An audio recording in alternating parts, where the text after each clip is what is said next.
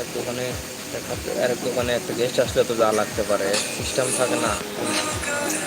ওর দোকানে বসার পরিবেশ আছে, কবরের মধ্যে নিয়ে যা সব লোক বসা ওটি আর বোঝা লাগবে। কবে গেছিলেন? আই যে আমার হচ্ছে মামা বিজনেস চাকরি করে না, যে আসে আমার কাছে এই মাঝে মাঝে। কালকে আপনি গল্প করলেন কি করে? হয় হয় হয়, বিজনেস চাকরি করে। ওই যে সেনকে এসে চাকরি গেলেন হ্যাঁ সিংড়ে। তো এই কবরের মধ্যে নিয়ে যাই, ওর মধ্যে নিয়ে যাবো সব আমি। আর বসছিল ওটা কবে? এই বৃষ্টি দিতে থাকছে, মানে হাসানের দোকান, মানে দোকান দোকানে প্রচুর ভিড়। আর খারাপ থেকে খাওয়া লাগবে, আর না হলে পারে গোবরের মধ্যে যাই ওই ভাই বসা লাগবে। তখন মামাই হাসপাতালের কাছে বসেছি এবং ওই এটা ফলো করছে ওকে আমাকে বল বান্ধব দিচ্ছে। ওর কাছে আমি বাকি খাই হচ্ছে মাসে সর্বনিম্ন 10,000 টাকা।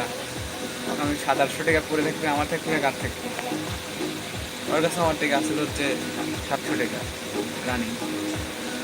পরে এই